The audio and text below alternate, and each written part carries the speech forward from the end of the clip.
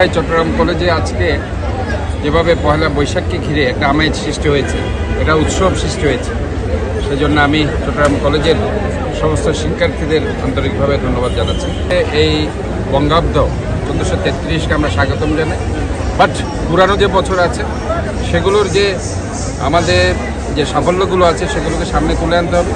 আর যেগুলো আমাদের জন্য হয়তোবা একটু বেদনাদায়ক, হয়তোবা আমাদের জন্য কিছুটা নেগেটিভ অ্যাটিটিউড ছিল, তো সেগুলোকে আমরা পরিশুদ্ধ করে আমাদেরকে সামনের দিকে এগিয়ে যেতে হবে। এবং আমরা মনে করি নতুন বছর আমাদের জন্য একটি সুন্দর বাংলাদেশ গড়ার প্রত্যয় সৃষ্টি, কারণ আমরা মনে করি গত বছর আমরা যে একটি ধারাতে ফিরে এসেছি 1432 খ্রিস্টাব্দে বঙ্গাব্দে, এটা 12 ফেব্রুয়ারির একটা ইলেকশন আমরা দেখেছি। এটি নতুন ধারা বাংলাদেশে সূচিত হয়েছে।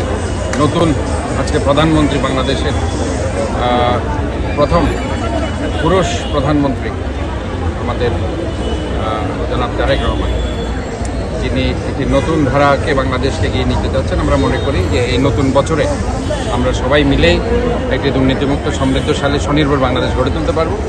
পাশাপাশি চট্টগ্রামের সিটি কর্পোরেশনের মেয়র হিসাবে নয়, নগর সেবক হিসাবে আমি আশাবাদ ব্যক্ত করছি যে এই শহরটাকে আমরা সবাই মিলে ভালোবাসবো, কারণ এই শহর আমাদের সবার শহর। Thank you.